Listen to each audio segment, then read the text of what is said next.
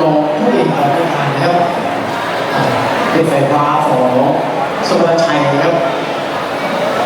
จูหน้าดู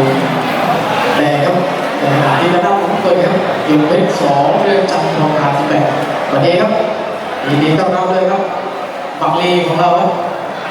เกียรติศักดิ์อุดมครับขอเสียงตบมือต้อนรับบักลีหน่อยครับสำนักค่ายมวยเอราวัณนะครับนี่ครับก็เป็นผู้สร้างของ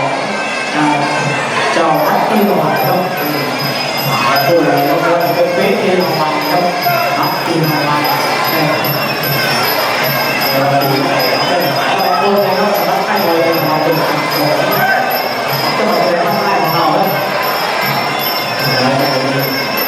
กิตติศักดิ์อุดมครับตัดบนเวทีครับเป็นสายฟ้าครับของสุวรรณชัยครับกับโยกนี้ขอเป็นจำโมคา40ครับสำหรับลูกที่มาแล้วก็ทำจากโมคา40ดีมาได้รอได้สู้ตั้งแต่มาได้ของโยกเป็นของขอเป็นจำโมคา48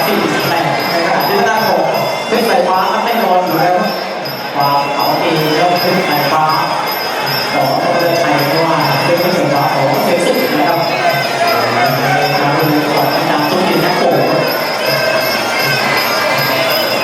เป็นตัวท้ายนะครับขึ้นสายฟ้าที่ประตูชนะคะแนนได้ของตรงไปแล้วครับคู่ครับคู่นี้ครับเดี๋ยวว่าเจ้าเป็นสายฟ้าจะแข่งขันกันได้ของ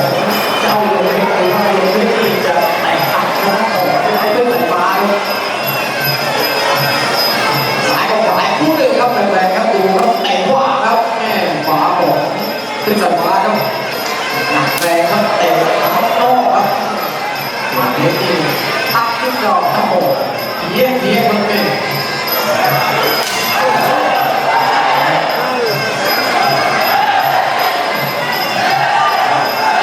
เตะแรงครับหน้าโยกเพชรครับบอลจุดที่ตรงบอลสวยครับโอ้ยคนอื่นเข้าใจแลกใจอันนี้เขาแลกเขา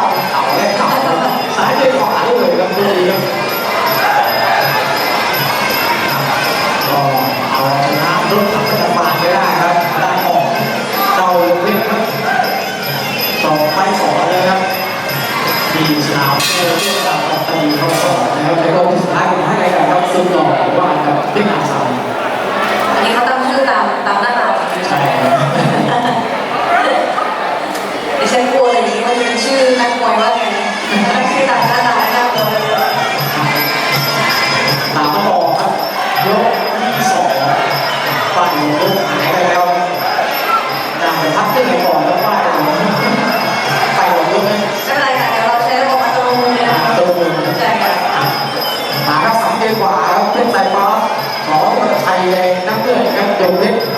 ขอเล่นจับโบราณ4 ตำแหน่งครับหน้าบาดที่กับจะตายจะหาครับ